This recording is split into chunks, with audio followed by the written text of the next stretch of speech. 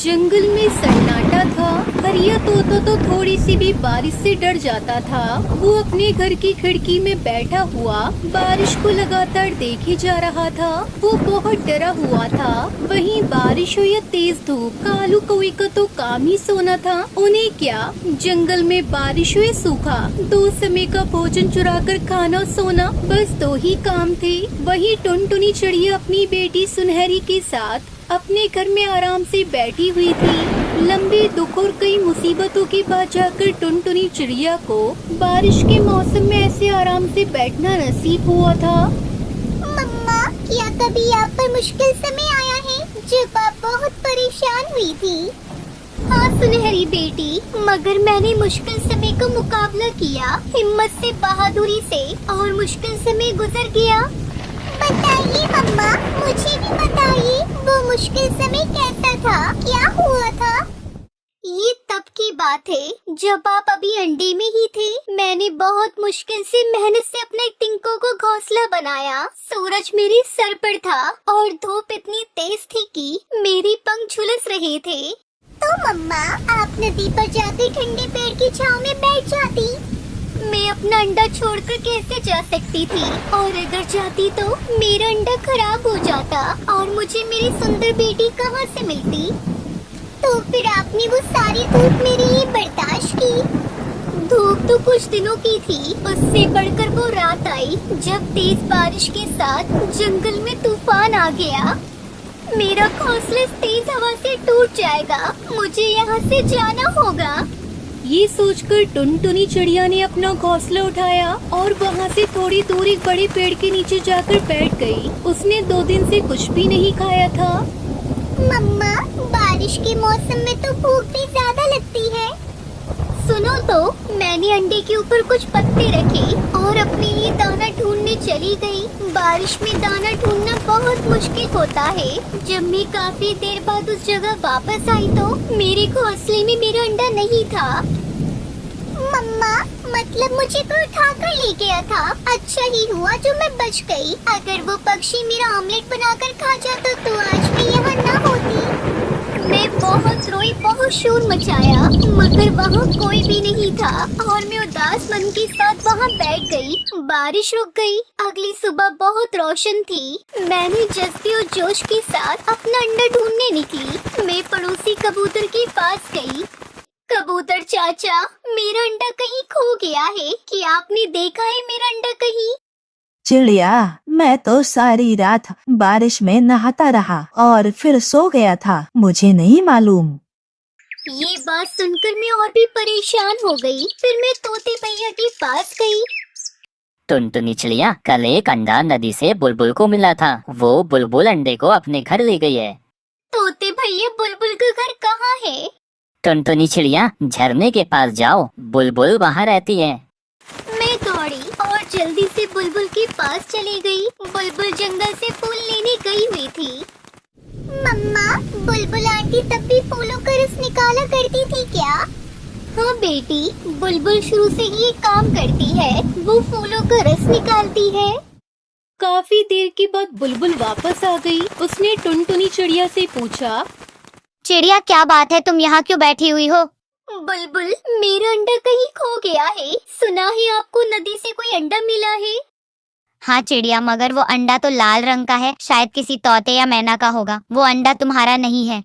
मेरा दिल नहीं मान रहा था, इसलिए मैंने बुलबुल से कहा, मुझे एक बार वो अंडा दिखा दे, शायद वो मेरा ही अंडा हो। फिर बुलबुल मुझे अपने घर ले गई, मगर वो अंडा तो मेरा नहीं था, वो किसी तोते का ही अंडा था। मैं मायूस होकर वहाँ से वापस आ गई। मैंने सोच लिया था कि अब दोबारा मुझे मेरा अंडा कभी नहीं मिलेगा। मैं नदी के किनारे बैठकर रोने लग गई। तभी वहाँ एक कौवी आती है। टुनटुनी चिड़िया, तुम क्यों रो रही हो? सुंदरी बहन, मेरा अंडा कहीं खो गया है, मैं इसलिए रो रही हूँ। टुनटुनी, बड़े पेड़ के नीचे वही था ना तुम्हारा अंडा? सुंदरी कौवी की बात सुनकर तो मेरा दिल जोर जोर से धड़कने लगा। हाँ हाँ, वही है मेरा अंडा। तुम्हारा अंडा मेरे पास है, मगर ऐसे में तुम्हें वो अंडा नहीं दूंगी। पहले तुम्हें मेरे लिए सुंदर से लकड़ियों का घर बनाना होगा, फिर मिलेगा तुम्हें वो अंडा। मैं सब करूँगी, मैं बनाऊंगी, मगर जब तक तुम मेरे अंडे की रक्षा करना। अंडे की तुम चिंता न करो, मैं अंडे की अच्छे से हिफाजत करूंगी और तुम वो सामने वाले पेड़ पर मेरे लिए घर बनाओ। फिर मैंने जल्दी से सुंदरी कौवे के लिए घर बनाने का काम शुरू किया। मैंने लकड़ियों का घर बनाना अपनी माँ से सीख रखा था। मम्मा, क्या नानी भी लकड़ियों का घर बनाया करती थी? हाँ सुनहरी बेटी, आपकी नानी का बनाया हुआ घर दूर दूर से पक्षी देखने आते थे। फिर क्या हुआ मम्मा? मैंने दिन रात लगाकर उस सुंदरी कौवे के लिए घर बनाया। घर तो बहुत अच्छा बनाया है तुमने चिड़िया। अब तुम अपना वादा पूरा करो और मुझे मेरा अंडा दे दो। फिर सुंदरी कौवे एक टोकरी लाती है जिसमें मेरा अंडा था। मैं वहाँ से गुजरी तो अंडा बेआसरा पड़ा था। मैं इसे उठाकर अपने साथ ले आई। मैं अपना अंडा सुरक्षित देखकर बहुत खुश थी। उसके बाद आज तुम मेरे साथ हो। ऐसे संघर्षों के बाद मैंने तुम्हें पाया है बेटी। अपनी माँ का संघर्ष सुनकर टुनटुनी चिड़िया बहुत खुश होती है और अपनी माँ के गले लग जाती है। मथुरा के जंगल में सुंदरी कौवी अपनी बहू टुनटुनी चिड़िया और बेटे कालू कौवे के साथ रहती थी। सावन का महीना शुरू हो गया था। जंगल में चारों तरफ हरियाली ही हरियाली नजर आ रही थी। एक दिन सुबह सुबह सुंदरी कौवी अपने बेटे के साथ बैठी चाय पी रही थी। माँ, ये सुबह सुबह टुनटुनी कहाँ चली गई? दिखाई नहीं दे रही है। पता नहीं बेटा कहाँ गई है, मुझे बताकर नहीं गई। यहीं कहीं पड़ोस में गई होगी, अभी आ जाएगी। तू चाय पी, ठंडी हो जाएगी। दोनों माँ बेटे चाय पीने लगते हैं। तभी टुनटुनी चिड़िया हाथों में पूजा की थाल लिए घर के अंदर आती है। अरे बहू, इतनी सुबह सुबह तो कहाँ चली गई थी? हम दोनों चाय पर तेरे इंतजार कर रहे थे। देख तेरी चाय ठंडी हो गई। माँ जी, आपको नहीं पता, सावन का महीना शुरू हो गया है और सावन के महीने में मैं बिना पूजा किए कुछ भी नहीं करती। इसलिए मैं सुबह सुबह मंदिर चली गई। उस समय आप लोग सो रहे थे। मैंने आप लोगों को उठाना सही नहीं समझा। ये लीजिए प्रसाद। टुनटुनी चिड़िया अपनी सास और पति को प्रसाद देती है। जा बहू, अब जाकर कालू के लिए नाश्ता बना दे, नहीं तो बिना नाश्ता किए भूखा पेट चला जाएगा। जा फिर बात करते हैं। टुनटुनी नाश्ता बनाने चली जाती है। शाम को जब कालू कौवा अपने ऑफिस से घर लौटता है तो टुनटुनी उससे कहती है, सुनो जी, इस सावन में मेरे लिए एक डाल पर झूला डाल दो। फिर मैं उस पर बैठूंगी और तुम मुझे झुलाना। अरे पागल हो गई हो क्या, जो मैं अपना काम धंधा छोड़कर तुम्हें झूला झुलाने आऊँगा? अब तो बचपना भूल जाओ। नहीं, इस सावन में आपको मुझे झूला झुलाना ही पड़ेगा।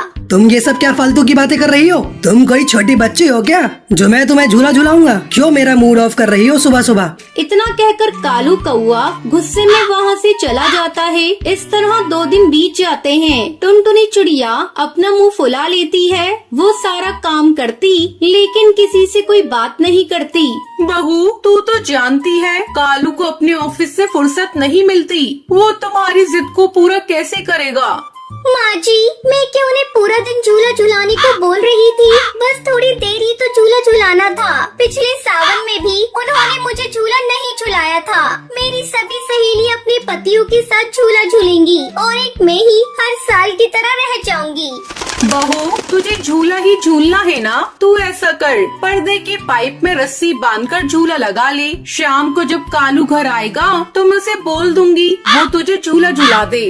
वाह माँ जी, क्या आइडिया दिया है। आपके दिमाग की तो दाद देनी पड़ेगी। मैं अभी जाकर झूला लगाती हूँ। टुनटुनी चिड़िया अपने कमरे के पर्दे वाली पाइप में रस्सी डालकर अपने लिए झूला तैयार कर लेती है। चलो, झूला तो तैयार हो गया। अब मैं इस पर बैठकर देखती हूँ ठीक ठाक बना है ना। जैसे ही टुनटुनी चिड़िया झूले पर बैठती है, झूला टूट जाता है और टुनटुनी चिड़िया धड़ाम से नीचे गिर जाती है। ओए माँ, मैं गिर गई। मेरी कमर टूट गई।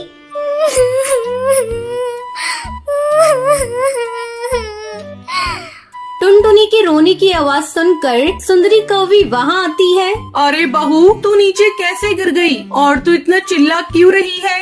ये देखिए माँ जी, मैंने पर्दे की पाइप में रस्सी बांधकर अपने लिए झूला तैयार किया था। लेकिन जैसे ही मैं उस पर बैठी, ये झूला टूट गया और मैं धड़ाम से नीचे गिर गई। मेरी कमर में बहुत तेज चोट लगी है।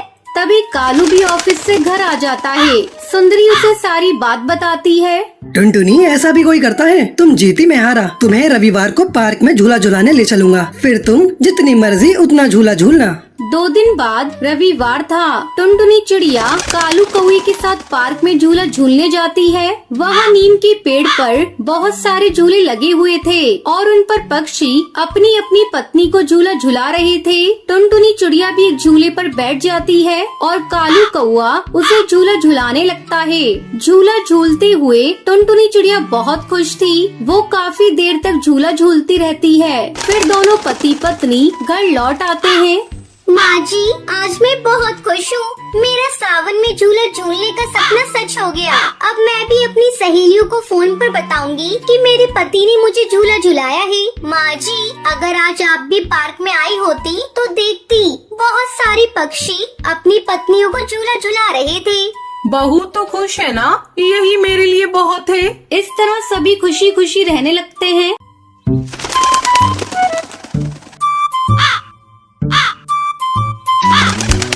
नैनीताल के जंगल में टुनटुनी चिड़िया अपनी माँ टूनी चिड़िया के साथ रहती थी। उसके पिता की मौत बचपन में ही हो गई थी। तब टूनी चिड़िया ने टुनटुनी को माँ और बाप दोनों का प्यार दिया। टुनटुनी अब बड़ी हो गई थी और उसकी शादी की चिंता टूनी चिड़िया को सताने लगी।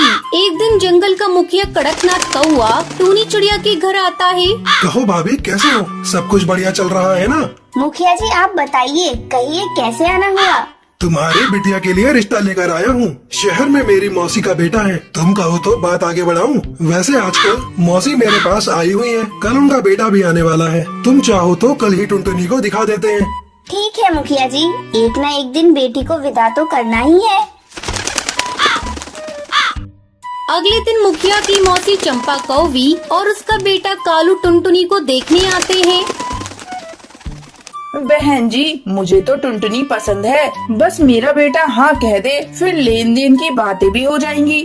थोड़ी देर तक कालू टुनटुनी से बात करता है और फिर अपनी हामी भर देता है। मुबारक हो बहन जी, अब आपकी बेटी मेरी हुई। लेकिन दहेज में मुझे 2 लाख रुपए नगद चाहिए। मेरा बेटा अपने काम को आगे बढ़ाना चाहता है, इसमें पैसे तो लगेंगे ही। वैसे भी मैं आपसे बहुत थोड़ा दहेज मांग रही हूँ। आप लोग गांव के हैं और हम लोग शहर के।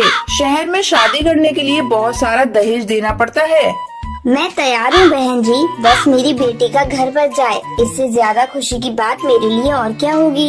इस तरह कुछ दिनों बाद टुनटुनी और कालू की शादी हो जाती है और वो अपने ससुराल आ जाती है। शादी को 1 महीना गुजर जाता है। एक दिन टुनटुनी अपनी सास से कहती है, माँ जी, एक बात पूछूं आपसे? मेरी शादी हुई 1 महीना गुजर गया, पर ये रात को कभी घर पर रुकते ही नहीं है। आखिर इनका ऐसा कौन सा काम है जिसे वो दिन में नहीं कर सकते? मेरा बेटा कौन सा काम करता है, इससे तुझे क्या मतलब? बस तू खाने और घर संभालने से मतलब रख। ज्यादा दिमाग चलाया मत कर। ये गांव नहीं शहर है, यहाँ दिन और रात एक समान काम होता है। टुनटुनी अपनी सास की बातें सुनकर चुप रह जाती है। उसे नहीं पता था कि उसका पति शहर में किसी और चिड़िया से शादी करके उसे धोखा दे रहा है। एक दिन टुनटुनी बाजार किसी काम से गई थी। वहाँ वो कालू कौवे को एक चिड़िया के साथ शॉपिंग करते हुए देख लेती है। अरे, ये तो मेरे पति कालू जी है। और इनके साथ ये चिड़िया कौन है जिसे ये शॉपिंग करा रही है? लेकिन मेरे लिए तो इनके पास थोड़ा भी समय नहीं है। टुनटुनी तुरंत अपने पति के पास जाती है। अरे कालू जी, आप और यहाँ ये कौन है? इनसे मेरा परिचय तो कराइए। मैं इनकी पत्नी हूँ और आज मेरे पति देव मुझे शॉपिंग करा रहे हैं। लेकिन इनकी पत्नी तो मैं हूँ और मेरी इनसे शादी हुई है।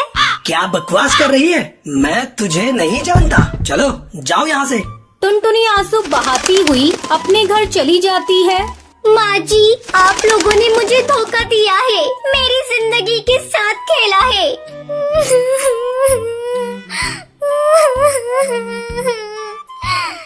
तभी कालू कौवा भी घर चला आता है। माँ, अब इस गवार का कोई काम नहीं, हम आज ही इसका काम तमाम कर देते हैं। दोनों माँ बेटे मिलकर टुनटुनी को एक नदी में ले जाकर फेंक देते हैं। बचाओ, बचाओ, मैं डूब जाऊंगी, मुझे तैरना नहीं आता। तभी तभी उस नदी के पास पानी पी रहा एक हाथी का बच्चा टुनटुनी की आवाज सुनता है। वो किसी तरह टुनटुनी को नदी में डूबने से बचा लेता है। टुनटुनी अपने साथ शहर में हुए अत्याचार को अपनी माँ को नहीं बताती। नहीं नहीं, मैं अपनी माँ को कुछ नहीं बताऊंगी, नहीं तो मेरी माँ ये सदमा बर्दाश्त नहीं कर पाएगी और मर जाएगी और मैं वापस अपने ससुराल भी नहीं जाऊंगी। मैं खुद से अपना एक नया घोंसला बनाऊंगी।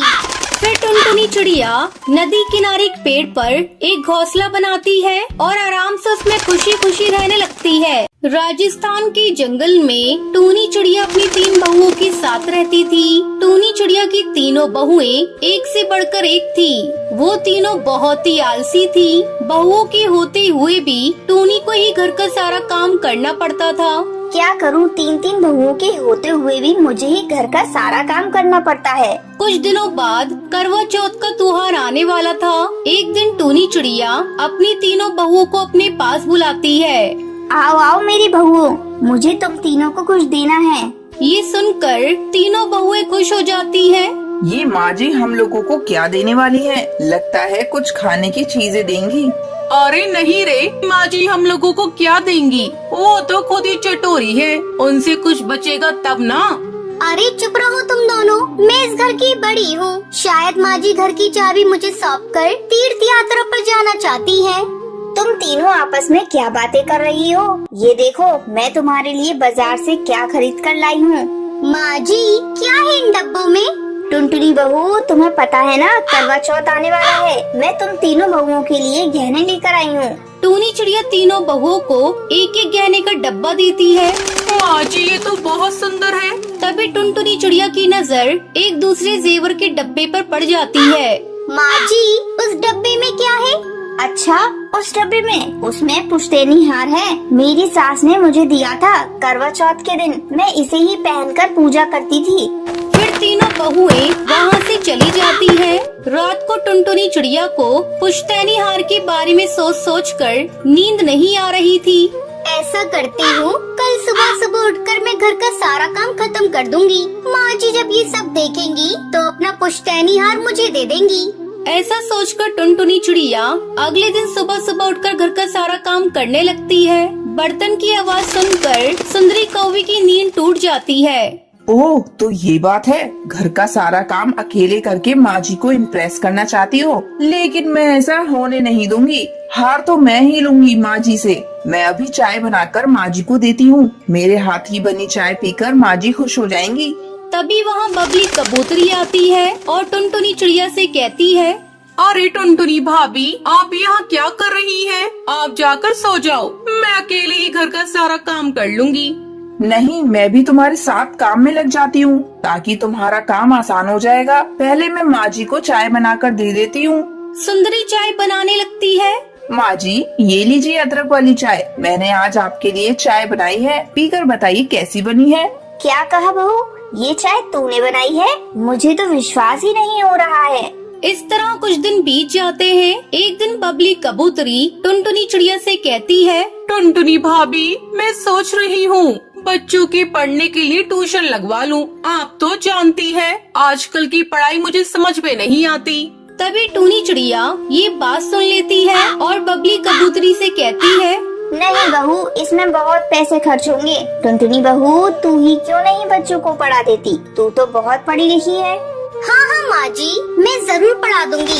लगता है माँ जी मुझसे बहुत प्रसन्न है, तभी तो उन्होंने बच्चों को पढ़ाने के लिए मुझसे कहा। अब तो इसमें कोई शक नहीं, वो पुश्तैनी हार मुझे ही मिलेगा।